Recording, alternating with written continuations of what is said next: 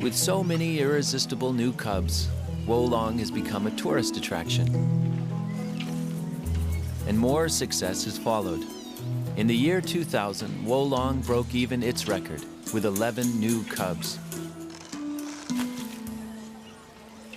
China's breeding program is finally going strong.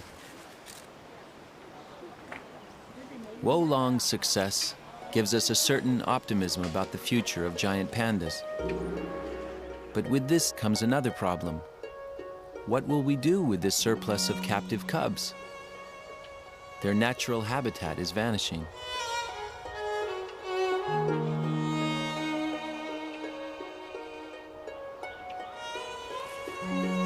China's human population puts enormous demands on the land. Farming and logging are clearing the forests where pandas once lived. Pandas are pushed higher and higher up the mountains into the toughest terrain where there's less to eat.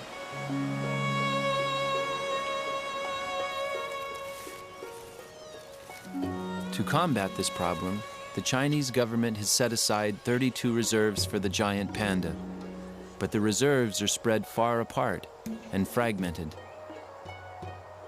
The panda population is actually split into all these little small islands of populations, and there's no exchange of individuals between these areas.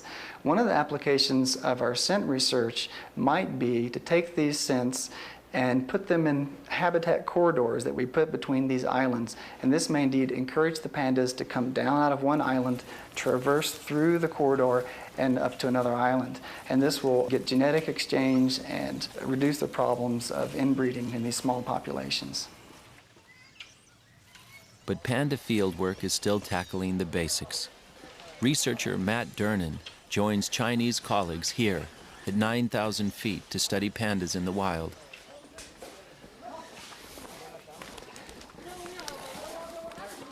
Matt is trying to find out just how many pandas are left and where they are. 对不起，麻烦你现在回来，我要去那个 perpendicular. It's thought that less than 1,000 remain, but no one really knows. I've been in the field 3 years, and I've only seen one panda in the wild, which is obviously very frustrating. 20 years ago, researchers relied on live animal traps, like this one. The pandas were radio collared and released. Today, new technology gives us a way to study pandas without actually ever seeing them. This high-tech method uses a simple barbed wire. The wire plucks hairs off the animals as they walk underneath. Through advanced DNA analysis, these collected hairs can tell us not only how many pandas there are in this area, but their sex, age, and who's related to whom. Matt is also finding that pandas need more than bamboo. We've learned from previous work that in the Wuipeng study area, if you simply took bamboo, there should be more pandas up there. So the question is, what may be limiting the size of that population? It's possible that there are too few den sites. It seems female pandas choose larger trees for their dens, but logging has taken the biggest and the best of them.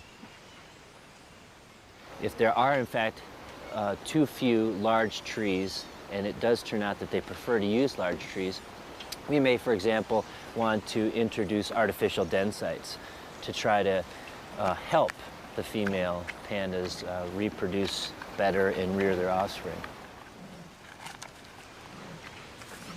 2700.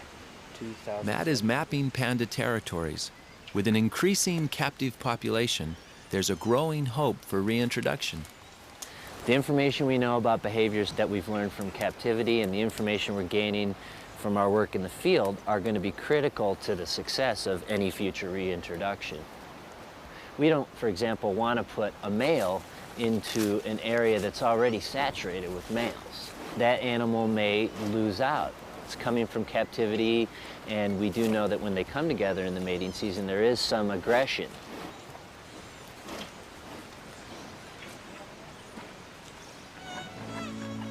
What we learn about giant pandas in the wild will make a big difference in how we care for them in captivity. And more importantly, we may one day know enough to be able to return them to the bamboo mountains where they belong.